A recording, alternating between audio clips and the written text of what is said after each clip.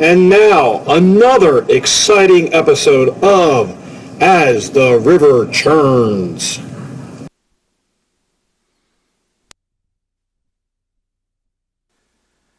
All right, well, good afternoon, everyone. It's just Ken and I today, right, Ken? We don't have 6 feet. we don't. We only have 4. We're only 4 feet. What can I say? And you know, I've got 2 left feet, so that's, I don't even know what to say about that. I don't either. Well, it's Wednesday afternoon. Wednesday afternoon, and Lisa's on vacation. Lisa's on vacation. We should be happy for her. We should be. I know that every once in a while I'll get a text from her. You all need to know this. This was kind of funny. Michelle usually has a heart attack because Lisa and I will show up for the show about 2 minutes before it's scheduled to go on. I was here 10 minutes early there. I think Lisa's just a bad influence on me, don't you? I would never say that. And everybody out there is going, yeah, right. You're the bad influence on her. And they would be right about that. That is a true statement. They would be right. So. Well, we will just carry on. Carry on. What's that song? Carry on, wayward friend. My wayward son. Lisa encouraged us to keep it inside the ditches, if we could. She's always good about keeping us inside the ditches. She is. So, you know, this will be a wild session, apparently, because we're going to go all over the place. Well, the other thing I wanted to just bring up was today's the 30th of December. Can't believe it.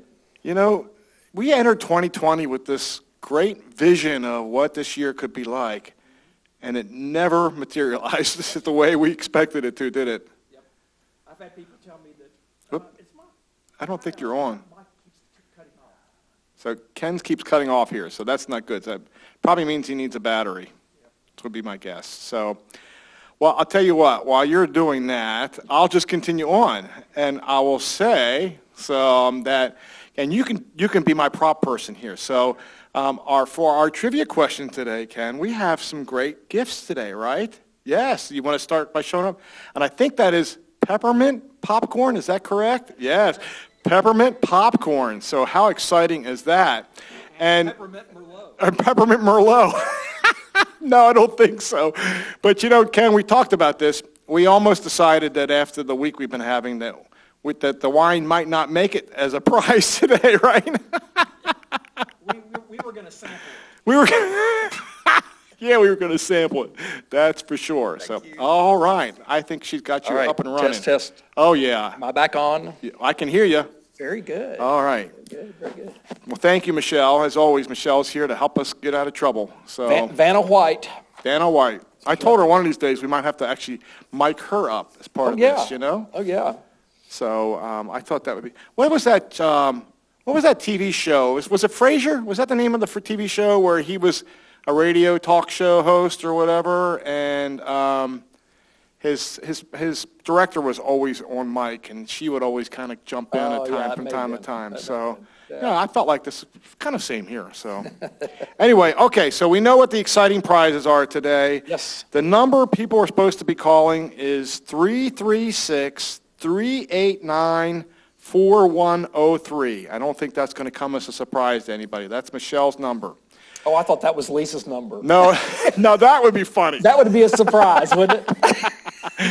So we thought, Kevin, you know, we were talking about this. We were trying to decide, you know, what number caller we should try and do. Because we had so much fun with this last week with just doing a different number. Right. We thought we'd do it again. So we talked about it with being 2020, at the end of 2020. So should we do 2020th call? Yeah. And Michelle looked at us like we had 6 heads. And Yes, I guess I can see why she did that. So. I suggested the number of popcorn pieces in Yes, that's a lot less than 2020. Yeah, it is. So I think what Michelle decided on was A little lower. We're going to do the 7th caller, which 7th. That's pretty cool. That'll be fun, okay? Yes, So 7th caller. So this might take a while. I don't know.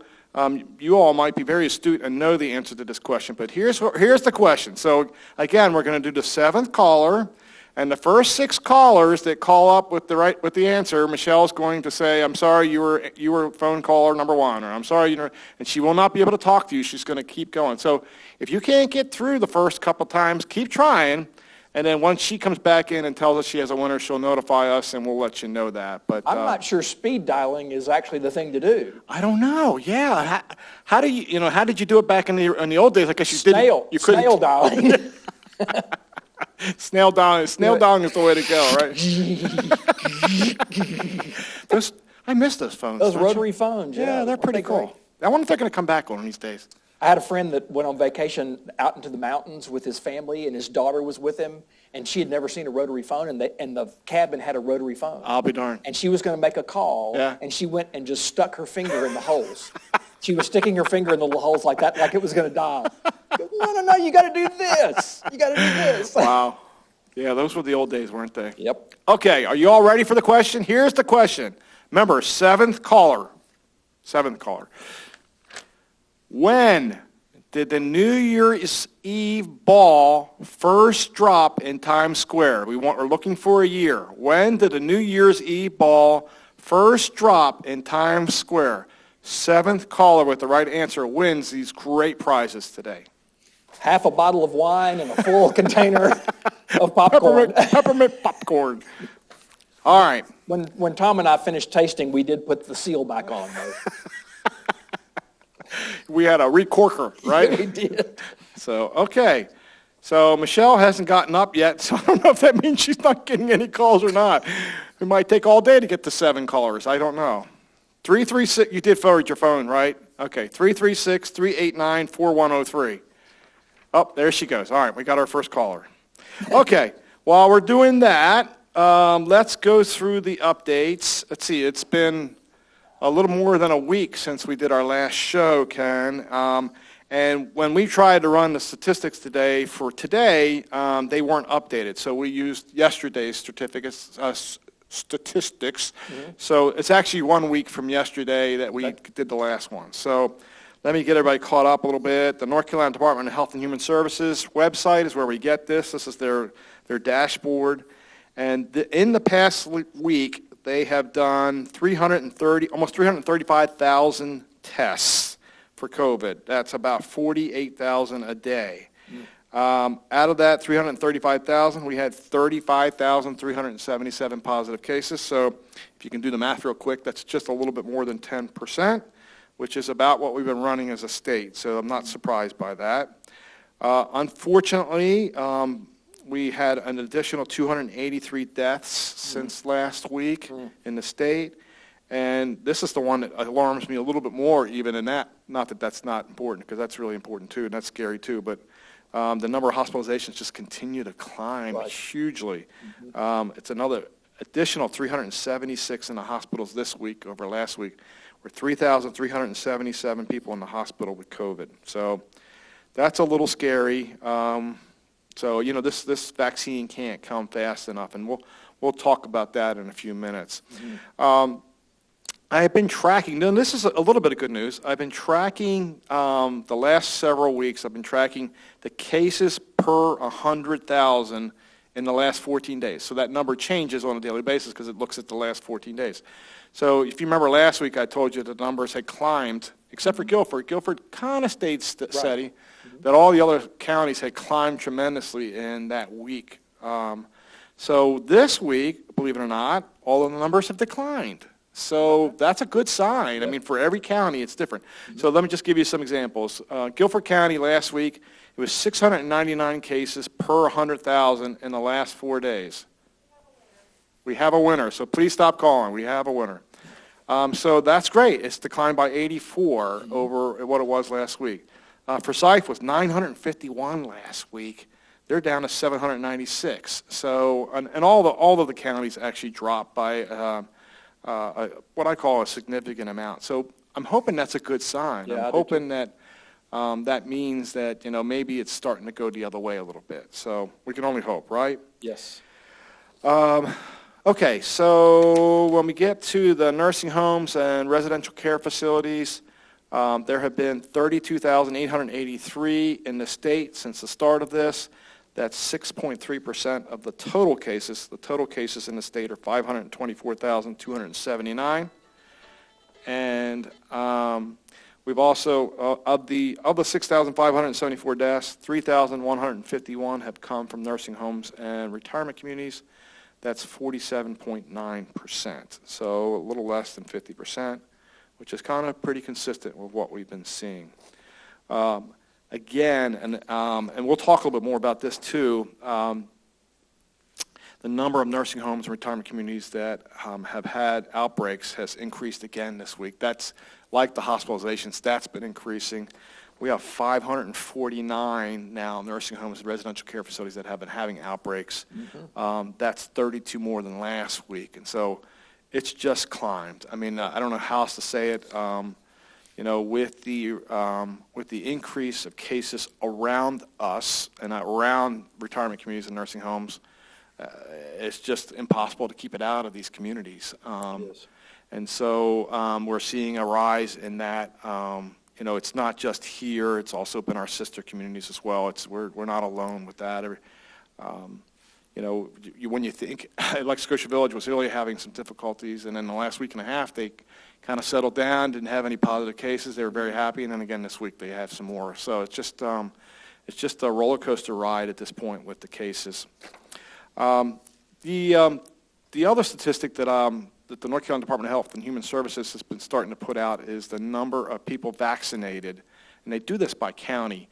And so I think last week we were at 25,000, and there's a lag. Apparently there's a lag of like 3 days or something as far as their recording of this, but the state is up to 63,571 that have been had the first vaccination. So, and I have a breakdown by county. Guilford is 2,581, Forsyth is 5,259, Durham is 5,450, Wake is 7,767, and Mecklenburg is 5,577. So, we know that they're concentrating on hospitals, and I was on a phone call today. The nursing home operations, retirement communities are starting to get into the mix. We know that we've got ours coming up here in less than 2 weeks, which obviously we're very excited about. So, okay, so just a couple more things related to to COVID. We're continuing our testing of residents and staff in the healthcare center. You all probably have seen that we put out a letter last night. Unfortunately, we did have what I would call more of a major outbreak in Muirfield and in Wingfoot that we found out about Monday evening into Tuesday, and so we put this out last night. I think at the moment we're at 9. Sorry, my phone keeps going off. We're at 9 residents in Muirfield and 6 additional residents in Wingfoot. That was all in the memo, so it's not any more than what I had put in the memo yesterday, but 15 residents, unfortunately, that have tested positive, and we did some rapid testing of some of our staff in Muirfield, which we don't test on a regular basis like we do with the skilled nursing unit, and we had 3 of our staff members in Muirfield that tested positive for COVID. Now, we did the rest of our testing for the Pebble Beach residents. Unfortunately, they were all negative. And all of our staff in Wingfoot and in Pebble Beach all tested negative as well. So that's a positive sign. But, unfortunately, 15 residents is a lot of residents at one time to have COVID. The residents that are in Muirfield all ended up being in one section of Muirfield, which kind of makes sense. Spread usually happens that way. It's not usually one in one part of the building and one in another part of the building. It's when you have that kind of spread, it happens that way. So we've got like a quarantine area set up, a COVID quarantine area set up in Muirfield now for those residents. The Wingfoot residents, we've just pretty much put Wingfoot on all of our COVID protocol right now, and we're isolating those residents as well. So, doing what we need to do to try and take care of those residents and the staff that are helping them. But it's hard to swallow. It's a tough pill to swallow, especially since. And I know you all feel this with me, especially since we're so close to getting the vaccine. If this could have happened, if we could have held off another few weeks, we might have been able to save this from happening. And so that's the hard pill to swallow, I think, with this. But, the reality is it is what it is, and we're just trying to manage it. We've always said all along that, when we first started this with COVID. Our goal was to try and keep COVID out of here, and now we know we can't keep it out, but the best thing we can do is just manage it when it gets in here as best we can. And so we're doing our best to do that and still trying to do our best to keep it out of here too.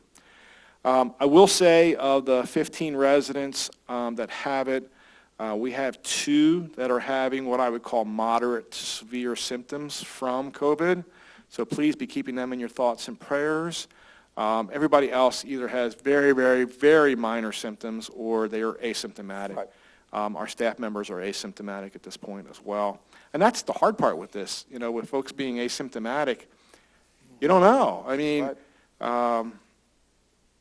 We just don't know. So anyway, we're continuing our testing. The staff we're testing twice a week over there in the skilled nursing unit. So they did testing Monday. They'll be doing testing again today for our staff and our residents over there. And so we'll just kind of keep you all informed about that. And we'll kind of keep trying to manage that as best we can. And just be saying some prayers for our team over there. Absolutely. It's a very stressful time for them. They are really doing their best to try and work with the residents, work with the families over there, and it's stressful. It's a very stressful thing. It's stressful for the family members to know that their loved one has COVID. Even if they are asymptomatic, that's a hard pill to swallow too. And so it's tough for the staff, it's tough for the families, it's tough for the residents. So just please keep them in your thoughts and prayers. Okay, so Ken, we're going to switch over from that and switch over to what I call the more promising news, right? This is where we're seeing the light at the end of the tunnel now, right? I mean, we've got this clinic scheduled for January 11th and 12th and 13th. Those are 3 days. I was on a phone call today with a community that just had CVS come in, and so was gleaning some things that they were doing in their process so that we could try and make things a little bit easier here. So we picked up some good information from that. Residents hopefully all know this by now, but we have put a letter in your box talking about the consent form that needs to be filled out and a copy of insurance cards. I think most residents have seen that now.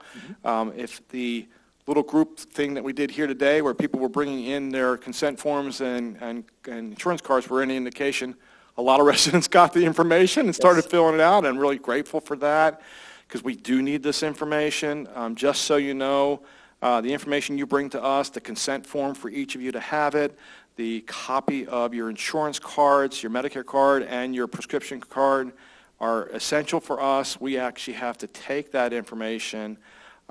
We have to make copies of it for the actual vaccination day when you come. And we have to take that information and put it into a spreadsheet, and we have to upload all of this information to CVS for all of our residents and all of our staff that are going to be taking the vaccine. So it's quite an involved process for that. So the sooner we get that information from you, the sooner we can upload our spreadsheet. And our goal is to try and get the spreadsheet done on Monday. I think we've set, I'm trying to remember, Michelle, is it Monday at noon? Do we remember, is it Monday at noon that we've said is our deadline for getting this information, or am I mixing that up with something else? Anyway, regardless, as soon as you can get that information into us, and if you have questions, see me, see Cindy. We'd be glad to try and answer any questions. I picked mine up by the mailroom today. Oh, good. Yep. Yeah. And thank you. That's right. The forms are actually in a group by the mailroom. Yep. And if you don't find them there, or if it's easier for you to go to the front desk has them as well. Yep. So, staff members might need to know that. They might need to grab one. That's true. Yep. So yeah, obviously not just the resident side that we're working on. We're also working on the staff side. So we got our department heads doing this vigilante thing about going after each of the staff members to get them to get all this information figured out. Yes. So it is a process, but it's a good process, and obviously we're very excited about that. The 11th, 12th, and 13th, what days of the week are those? Those are Monday, Tuesday, and Wednesday. Monday, Tuesday, Wednesday. Yeah, so very good. So it's going to be good, and it's 10 to 4 on all those days. And I know this is going to be one of the questions, and that is, how are we going to let residents know when they're supposed to come? So I'm just telling you right now, I don't have that information. We're still working through that. We're still trying best how to split up the CVS team from healthcare to independent living, and so we've been talking about some different ways of doing that So we don't have it quite figured out yet. And obviously with as many residents that we know that are going to get it, it's going to be a multiple day thing for the independent living residents for sure, because we have too many for them to do in one day. Right. So we'll have to, we're still kind of working through that. I promise you that we'll have something for you next week to kind of give you an idea of what that is. And maybe what we'll do is maybe we'll figure out appointment date times and put them in your box, or we'll figure something out. So if everybody came on the 10th at 11 o'clock, that wouldn't be good. That would not be good. Or the 11th at 10 o'clock. And, we're not supposed to be having all these big groups of people together at the same time anyway. That's right. So I think we really need to try and kind of Absolutely. figure this out. This was one of the questions in there, but that somebody sent to me. But CBS is telling us they can do a vaccine shot about a shot a minute. So, if you took the 6 hours a day times 60, that's 360 a day. That's 1,080 if my math is right. Mm-hmm. Vaccinations they can do over that 3-day period. So. And that's more than what we would need at this point. Close though, we're almost up there. Yeah, so we're at right now we're thinking we're somewhere between 900 and 950. That's amazing. Of that. So, and the reason why we're not 100% sure of that number is because we do have a few residents and several staff members who are unsure yet whether or not they want to get it. Right. So we're adding them into the number at the moment.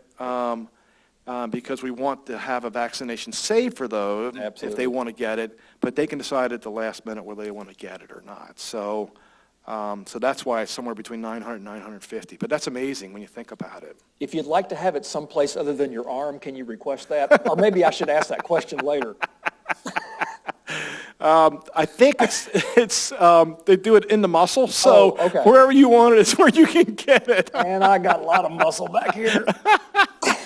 I don't know. It's one of the strongest parts of myself. Yeah. Talking about a pain in the butt, huh? Yeah. It's consistent with the theme, yeah. Yeah. And just to answer another question, for the independent living residents, we are anticipating that the vaccinations will be given actually in this room, in the multipurpose room. And just to give you a flavor, a little bit of how it's going to be, you're going to come down, you're going to go through a registration process when you come down. The paperwork should already be there ready for you, so you won't have to do any additional paperwork. Right. But they will probably, either we will be doing this or CBS will be doing this, and this is the part I don't know yet. We'll be taking your temperature, we'll be doing a screening process again, asking you questions. Once CBS says that everything's in order, then you move into the next phase, which you would come and get your vaccination. And then after that, there is a time period, and we're hearing it's anywhere from 20 minutes to 30 minutes roughly, where they want you in a kind of a safe place where they can monitor and make sure that you don't have any adverse reactions to the vaccinations. Good. Now, I will tell you that the community that I was listening to today talk about this, and they had CBS as well. They said that none of their residents or staff had any adverse reactions to this, and so I'm hoping, obviously, for the same here. Absolutely. But, we know it can happen. But since it's not a live virus, I really do think that we're going to be probably pretty good here. Mm-hmm. That's my guess. Yeah. So, okay. I had mentioned about residents bringing the forms down here. I think we had put out that you could do that between 10 a.m. and 2 p.m. today, which obviously we've had a lot of people come today. You can do that tomorrow, or you can do it on Friday if you like. We will have staff here getting those forms from you, helping you if you need help with questions or whatever. And especially we have a copy machine down here so we can make copies of your insurance cards for you as well, if that would help you. So you can do that between 10 and 2. And then we have a lot of folks, as you know, Ken, we have a lot of folks that had either family coming in or family that they went out to see for the Christmas holiday. And so they're on that modified quarantine right now. And so for those folks, we're going to do a special time. We're going to do a 2 to 4 o'clock time frame down here in the multipurpose room tomorrow and Friday, so that you have a chance to come down and give us your information. If you are comfortable with the fact that you've got it filled out correctly and that you can make a copy of your insurance cards for us, then you can just turn it into the front desk, and we can call you if there's an issue, if you would rather do it that way. So you have a choice for the folks that are, well, it can really be for any of the residents. They could hand it into the front desk if they want to, but we would almost prefer it come down between 10 and 2 at this point for the non-quarantine folks. Right. Quarantine folks between 2 and 4, tomorrow and Friday. You know, in golf, there are no referees. Yes. So you have to call penalties on yourself. You have Yes. to referee yourself. Yes. And people who are doing this self-quarantine are refereeing themselves. They are. Yeah. Thank you for pointing that out, because I appreciate you saying that, because I was also going to make a comment that, you know, to our folks who followed our rules, albeit hard rules this time, Absolutely. because of you know, the situation, and had family either come in or went out to see family and follow the rules and are doing the quarantines, the modified quarantines. Thank you. Thank you for protecting this community. Thank you for protecting yourself, for that matter.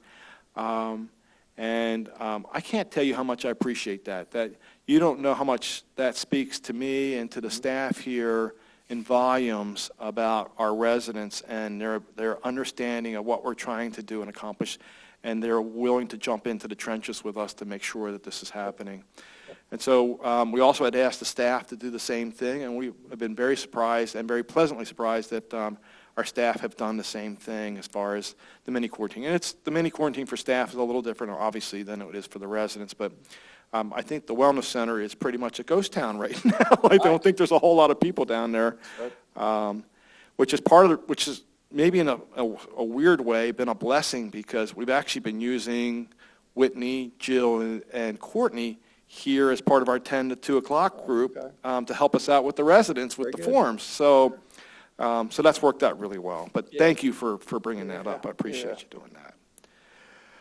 Okay, the only other thing that I didn't mention that I had written down here that I wanted to make sure I mentioned is that, and we have not made this decision yet, but I'm just trying to give a little bit of pre-warning.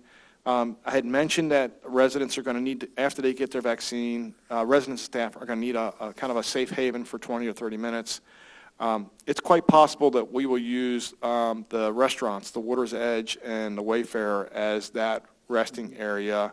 And if that's the case, we may either close down those restaurants those 3 days for dinner that night, certainly for lunch as well, if that's the case, or we might be just opening a little later for dinner, and definitely won't be having lunch in there if we use that area. And that's what we're thinking about right now, because we're thinking at 1 a minute, you know, you get 60 people through here in 30 minutes. I mean, we could have as many as 30 people. We need to have a safe place for them to be at any one time.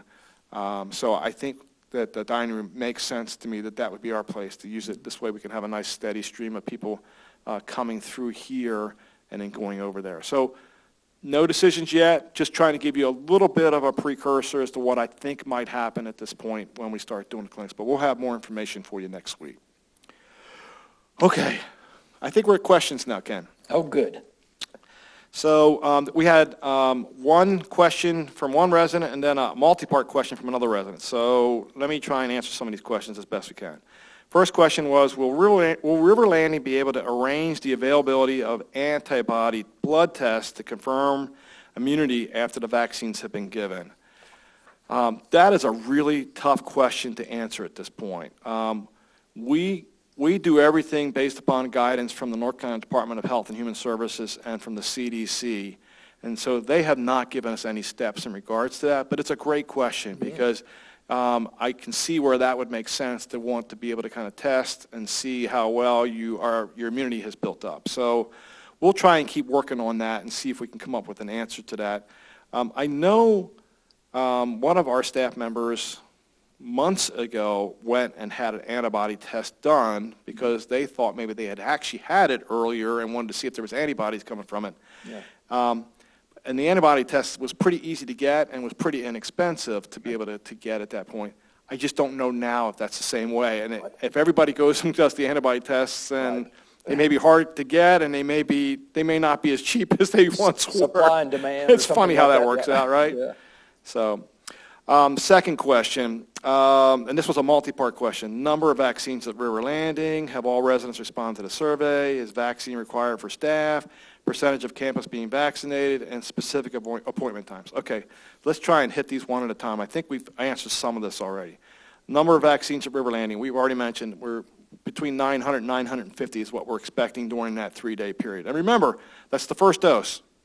So we have to repeat that again 28 days later. So we don't have the dates confirmed yet, but I'm expecting it's going to be right around that February 6th to 8th time frame, something like that, that we would have our second set of dates. So we should know that hopefully next week. And that number, as I was mentioning, that number does include the people that are a little unsure at this point. So we've added them in because we want to try and make sure that we have it here if the case they decide they want it. Have all the residents respond to the survey? Yes, all the residents have responded to the survey. We thank you so much for responding. Not surprising to me, the number of residents that are getting the vaccine is like 98%, I think it is. So we have a few residents that cannot get it because of their medical situation, or it's not recommended for them to get it. But everybody, and a couple that were unsure, but almost everybody in the independent living side, and really I think even on the skilled nursing side, is a yes, which is great because that's what we want. Yep. So the percentage of campus being vaccinated, so I pretty much just gave that to you for the residents. Just being totally upfront with you, the staff, getting the staff to do the vaccine is harder than getting the residents to do it. I have a lot of staff members that are unsure and afraid, and so we've been trying to educate them and help them with the understanding. It's great that we are one of the front runners and going to be one of the first ones to get this, but it's also not great from a staff perspective because, there are a lot of them I want to wait and see what happens with this before I do it. Mm-hmm. Just being very honest with you, when we first did our survey about a month ago, only about 40% of our staff said that they wanted to get it. And we had about 30% that were unsure and 30% that thought they were no's at that point. Now, with the education we've been doing, we're up to closer to like a 55%. So we've raised that up a good bit. And then we still have another roughly 30% that are unsure. So I'm sitting here telling you that not all of the staff members will get it the first time it's offered, but we got a month between the first dose and the second dose. And remember, that month between the first dose and the second dose, new residents, new staff members, and staff members who didn't get it the first time can elect to get the first dose on that second visit the CVS has out to our community. So I'm expecting that we'll see a lot more staff members get it at that time. Our goal here, my goal is to try and if I can get 75% of the staff to eventually get it, we're in good shape. Especially since I know there's a lot of medical reasons why staff members shouldn't be getting it. Mm-hmm. And just to give you a flavor for that, and you might go, oh yeah, that makes sense. It's not recommended for people that are pregnant or trying to get pregnant that you take the vaccine at this point. So, and we've got staff members that are in this situation. So there's some medical reasons that make sense for this.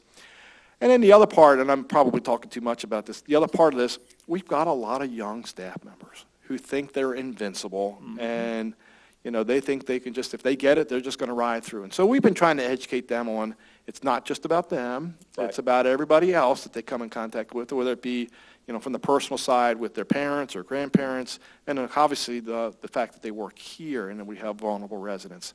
But we should take some solace in the fact that we know that with 98% of our residents getting it here, our residents are going to be protected. So at least that's the hope. And yes. We know that the efficacy is maybe a little bit different in older residents, but I still think we're going to get an element of protection here that is going to be outstanding for us. So we'll see. All right, did I answer all the questions there? Let's see. Specific appointment times, I think we already talked about. So yeah, okay, I got all that. Whew. Okay, Ken. Woo! Wow. That's a lot, isn't it? That was a lot of information. But the vaccine stuff, I don't know about you. I am so excited. I mean, when we got that phone call on Christmas Eve to let us know that the independent living residents, go ahead and send them in. We're going to get them in. I did not think that was going to happen. I didn't think it was going to happen. Yep. And I probably shouldn't share this, but There are other communities where it's not happening that way. Okay. And, yeah, keep it quiet. I mean, it just, it's our best kept secret that we were able to finagle that to make that work. And I'm excited. So I'm really very hopeful for the clinic. Yeah. And maybe just one last word about that.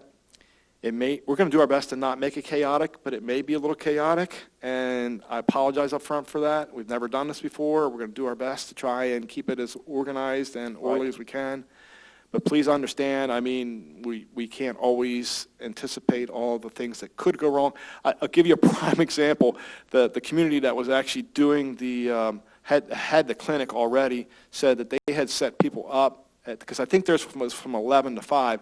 They had staff or residents set up for right at 11 o'clock. Well, then they realized, oh, well, that doesn't make any sense because it might take them a few minutes to get set up, right? So they scheduled it 15 minutes later. Well, little did they know that when the vaccine came with the pharmacist that came and administered the vaccine was frozen.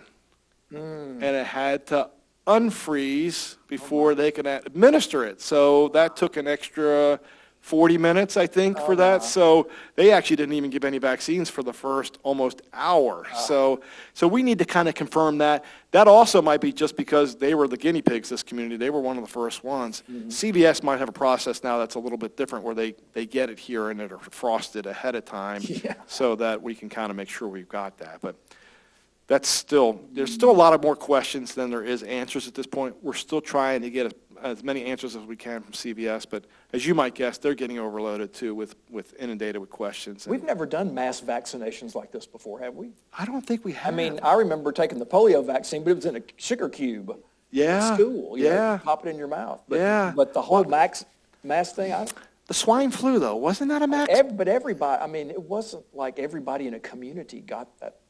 I don't know. I remember going with my parents for the swine flu and remember getting the vaccine. I don't remember much about that, but I remember that I had to go with my parents, and I think our whole family went and got vaccinated. But I think we went to the doctor to do that. I'm not so sure it was a clinic like you were saying where we all went and got it done. Maybe you all can kind of give us your memories of some of that, and maybe it wasn't a swine flu. Maybe that wasn't. I thought that was something we did nationwide, though, wasn't it? Well, CVS, but CVS is going to have some experience before they land here. That's right, they will. Yep. Yeah, so I think they'll have their system down pretty good by the time they get here. So timing's going to be good. All right, Ken, I'm going to turn it over to you, my friend. Well, now, Lisa wanted me to do the top 10 words you cannot use on River Churns. Yes, but we only came up with one. Her top one was orifice, which someone that shall remain unnamed used during one of the shows. That was me. And she asked me to come up with a top 10 list, but I found that none of the words I came up with are words that I should use in a top 10 list. Yeah, I think you're right. Yeah, there's one called proctalgia or something like that that has to do with proctology and, Yeah, so they're probably worse than orifice at this point. Yes, yeah. So we're just going to have the one word on the list for now. Before you start, though, when I said that, orifice, the look on Lisa's face, she looked over at me and was like, did you just say what I think you said? I said, that's a word in the dictionary. There's nothing wrong with that word. It's not even in the slang dictionary. It's in the regular dictionary. That's in the regular dictionary. I mean, I don't, anyway. All right. Anyway, go ahead, Ken. I'm sorry I interrupted. That's okay. Well, I'm a pun collector, and so I have a top 10 list of the worst Christmas puns. Oh, well, this ought to be good. Yeah, these are groaners. So if you're not groaning, then I'm... So do you know what Adam said the night before Christmas? No, what? It's Christmas Eve. Do you know what we call a wild elf in Texas? No, what? A gnome on the range. Oh, jeez. Boo. Yeah, no. And number 8, where does a snowman keep his money? In a snowbank. A snowbank, of course, yes. Yeah. Do you know Santa's nationality? This is number 7. No, what? It's North Polish. Oh, boy. That's a real stretch on that one. It is. Number 6, what did the English teacher call Santa's helpers?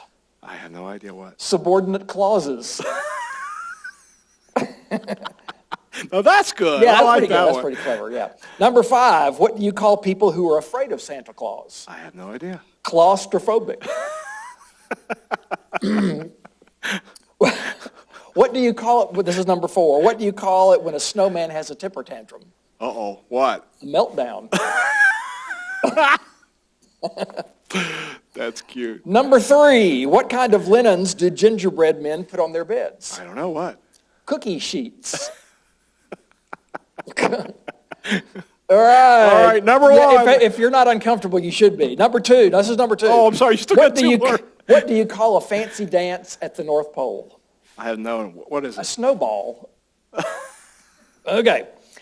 Michelle chuckled at that. And number 1. Okay, yeah, got to chuckle at. What did you know that Father Christmas has a daughter? No. Her name is Mary. Merry Christmas. Of course. But then my favorite Christmas joke of all, Yes. and I've told it before, but some have not heard it. Santa's sleigh breaks down on the side of the road on Christmas Eve, Okay. and he's stuck there, and this Mercedes pulls up, and out steps this nicely dressed woman, and Santa says, "Can you help me fix my sleigh?" And the woman says, "Well, absolutely not. I'm not a mechanic. I'm a podiatrist." And Santa says, "Well, in that case, can you give me a tow?"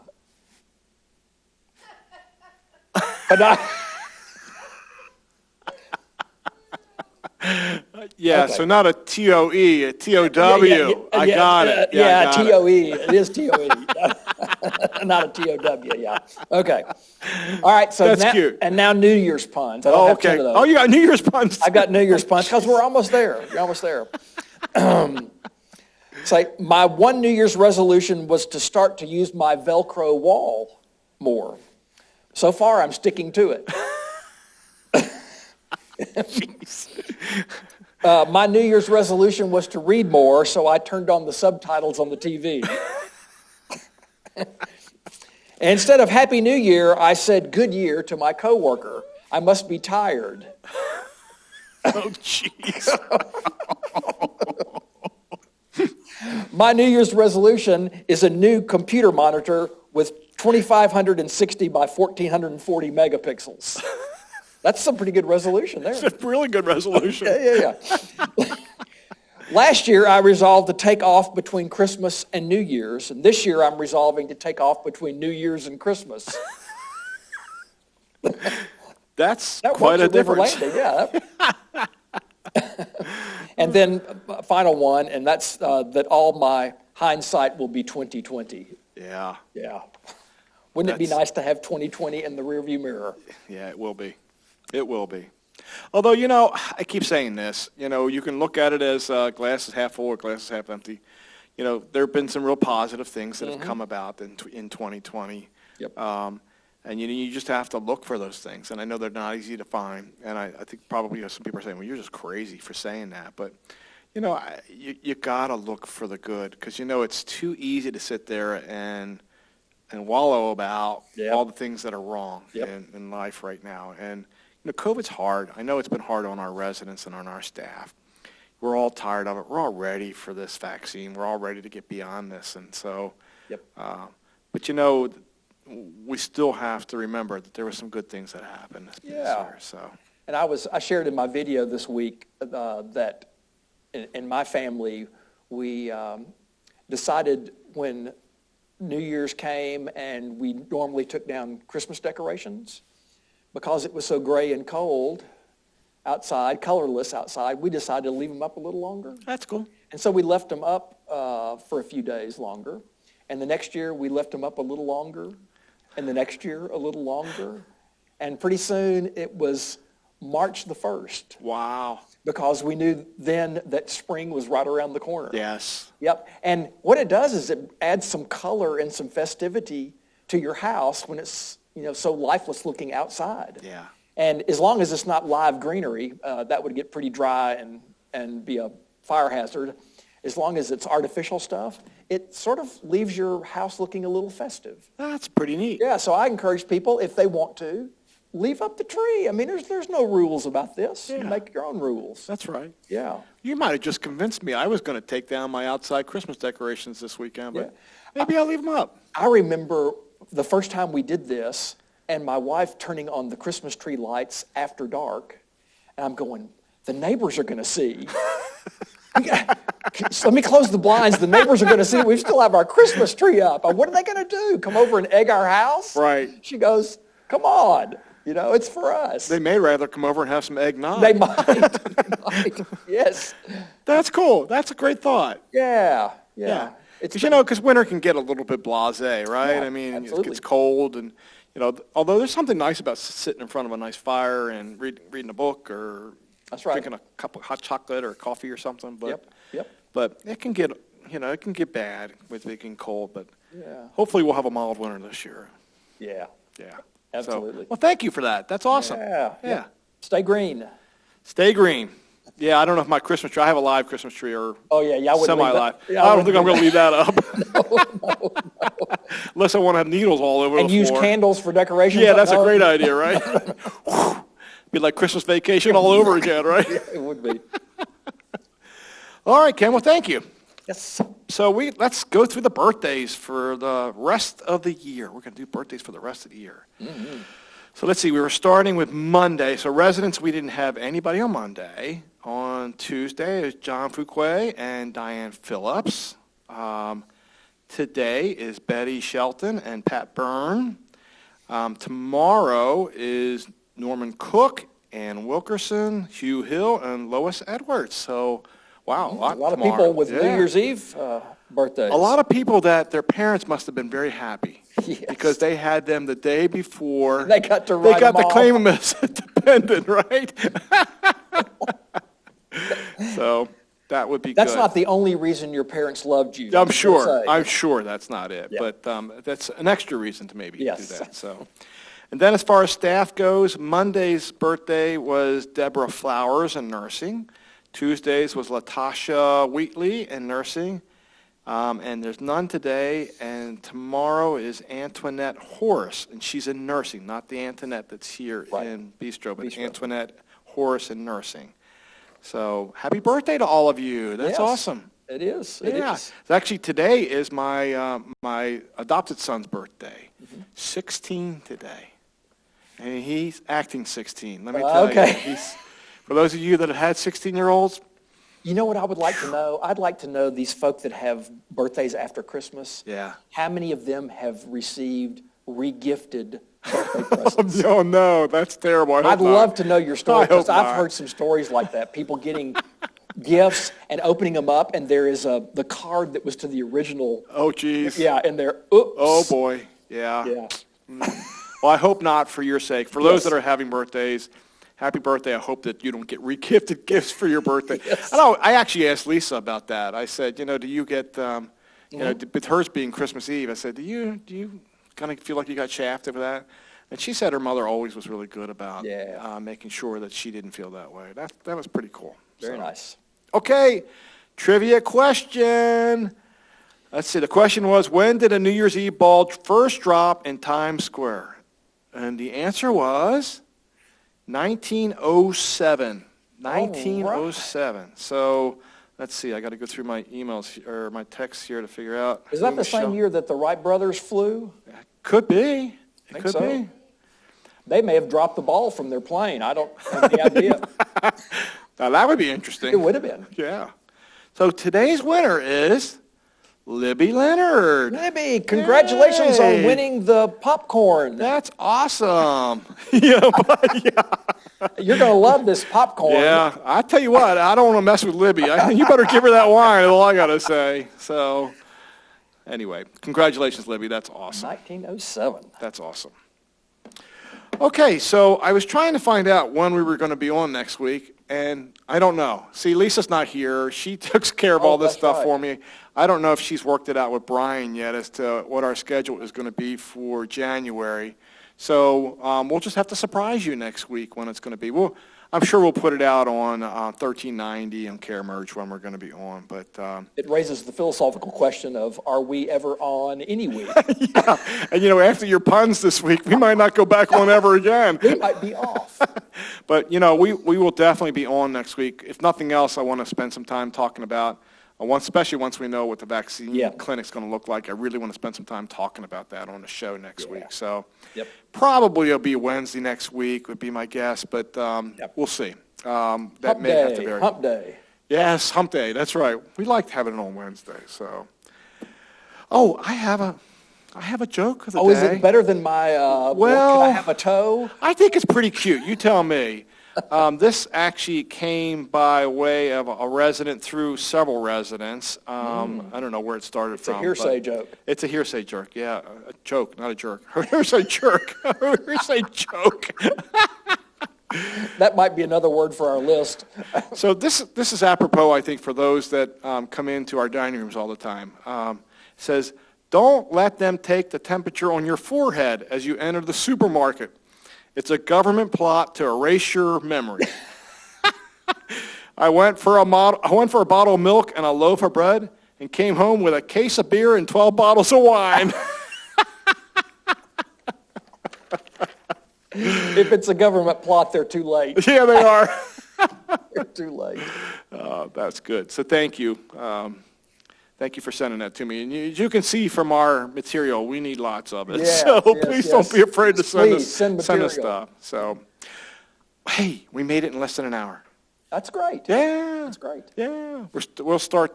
We'll finish the end of the year right. Hopefully we can start off the new year doing it right too, Ken. So, right. Well, Ken, as always, thanks for being on the show today and helping here. me with, without having Lisa here. Lisa's our calmness. She's our one that kind of keeps us on track. I don't think we varied too much from the script I don't think we got in either ditch, frankly. No, I don't think we did either. So just want you to know, I know we're all hoping for a better 2021. No question about that. I hope you all have a great New Year's Eve tomorrow and New Year's Day. I know it's going to probably be very mundane, and some of the things you may have done, you're not going to do. I know for me, it's going to be a very quiet one, just with my family. For New Year's Day and New Year's Eve. So we appreciate that. We're right there, right at the finish line. We know the vaccines are coming, so just hang a little bit more, and we'll be there. So I know that's the silver lining in this for all of us. So. But we love you. Here's to a happy and prosperous 2021. Here's to being able to go back to doing some of the normal things. Won't it be nice when we get to a point where residents can come in to the dining rooms and we can fill up all the tables again?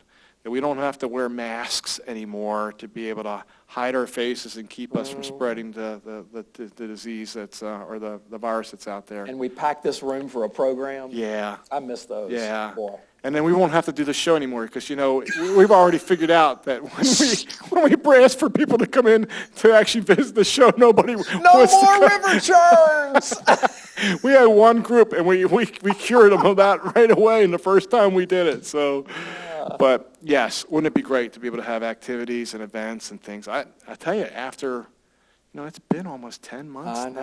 I know it. I'm not even sure we're going to even know what to do when we start doing that. We're going to go crazy. Yeah. And I do think at some point we're going to build a little fire pit out back. We're going to have a mask burning party. We're going to, we'll just do some things. Yeah. We're going to have a really good party once we can really kind of start going back to what I call to be somewhat normal again. So, and you know what the thing is? I don't think we're actually ever going to be normal again in the sense we were before this. Right. And I think that's not such a bad thing, because I think we'll appreciate things a little bit more when we get them back.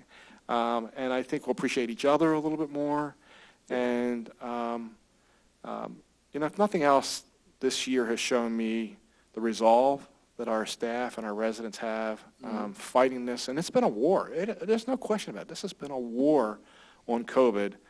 And thank you all for being in the trenches with us. Thank you for being there and supporting us.